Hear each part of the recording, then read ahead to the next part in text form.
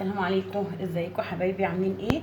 الزيتون كل سنه وانتم طيبين. انا عملته السنه اللي فاتت ليكم، النهارده جبت لكم بقى تكات وحركات جديده من ناس متخصصه جدا جدا ويعني ثقه بصراحه.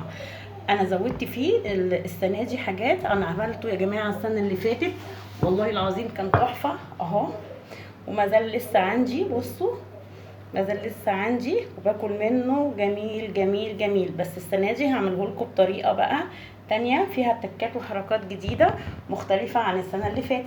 ايه الحركات الجديده؟ هحط عليها معلقه كركم، وهحط عليها كوبايه زيت، والزيت ده مش على الوش بس، لا الزيت ده هحطه من فوق. ومش هحط خل. السنه اللي فاتت انا كنت حاطه خل، السنه دي لا مش هعمله بخل عشان يقعد اكبر فتره ممكنه. الزيتون طلع وجميل، وجماعه الحقوا هاتوه لانه بيخلص بسرعه، بيظهر بسرعه، ويومين 3 مش هتلاقوا زيتون. وبصوا ما شاء الله الزيتون، انا جايباه التفاحي، بحبه التفاحي. بصوا عامل ازاي، ما شاء الله يعني ما شاء الله. دلوقتي هحط الزيتون ونشوف احنا هنعمل ايه عليه. ايه الحاجات اللي هحطها على الزيتون؟ حزمه كرفس جبتها غسلتها ومقطعاها، جزر مبشور، فلفل احمر مفروم، كوبايه عصير ليمون اهي،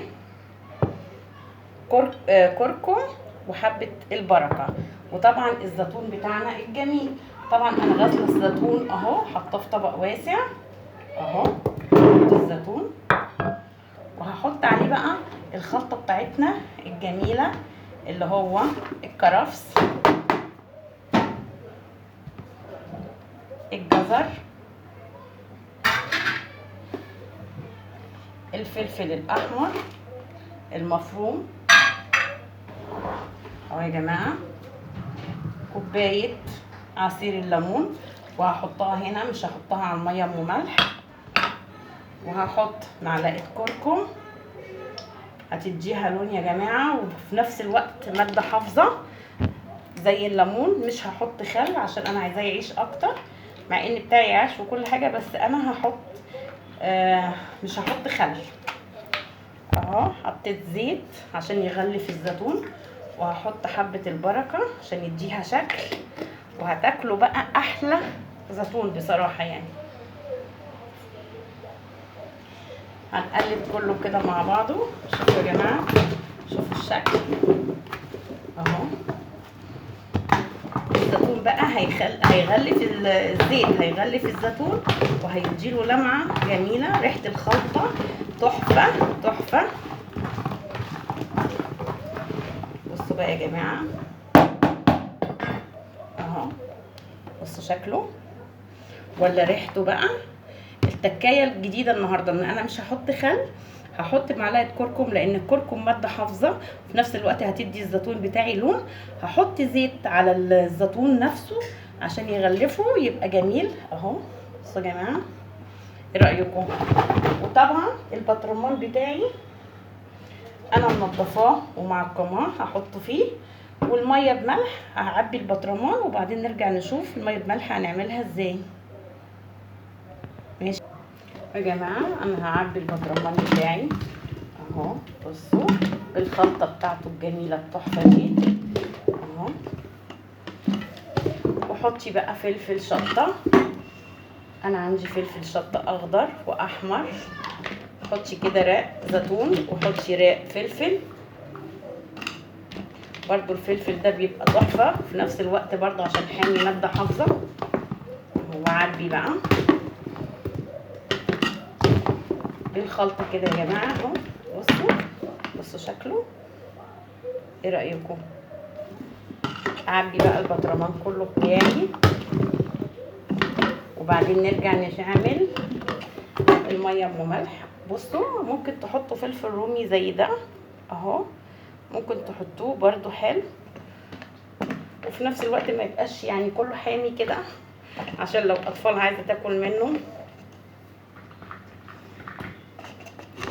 اهو يا جماعه. بصوا واعبي تاني، مش عايزه اطول عليكم الفيديو بقى، بس عايزاكم تشوفوا المنظر التحفه ده، والريحه كمان تحفه تحفه. هعبي البطرمان ونرجع نشوفه مع بعض. ادي يا جماعه برطمان الزيتون عملته اهو. ونسيت اقول لكم لازم تحطوا شرايح توم بتديها طعم تحفه. وادي يا جماعه الزيتون بتاع السنه اللي فاتت، والله ده بتاع السنه اللي فاتت اهو. بصوا انا كنت شقاه، لكن ده ولا شقيته ولا نقعته ولا حطيت فيه خل. ليه؟ لان انا عايزاه يقعد اكتر. ده بصوا عامل ازاي، بصوا جميله الزيتونه، جميله ما شاء الله زي الفل اهو، بيقرقش. بصوا بس انا مش عارفه انتوا شايفينه معايا ولا لا. بصوا يا جماعه، سامعين التكه والقرمشه اهو. ده زيتون السنه اللي فاتت. بصوا تحفه تحفه تحفه. وادي الزيتون بتاع النهارده. كل لتر ميه يا جماعه هحط 3 معالق ملح كبار، والميه دي تبقوا غاليينها ومبردينها، وتحطوا عليها معلقتين سكر، لان السكر برضو ماده حافظه للمخللات.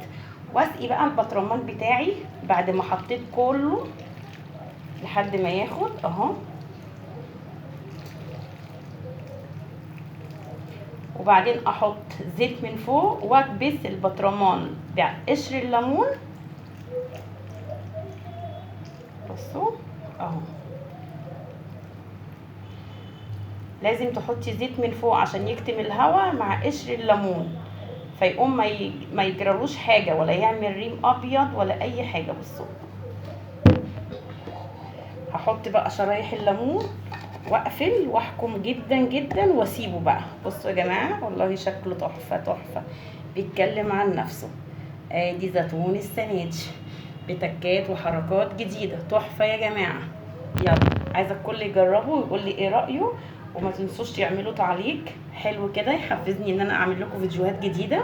واللي مشتركش يشترك يا جماعه، وما تنسوش تفعلوا الجرس وتعملوا لي لايك. وادي زيتون السنه اللي فاتت، وادي زيتون السنه دي، ادي الزيتون السنه دي. يلا بالف هنا وشفا، اشوفكم في فيديو جديد. مع السلامه، باي باي. مع السلامه، مع زيتون تكات وحركات ميرو.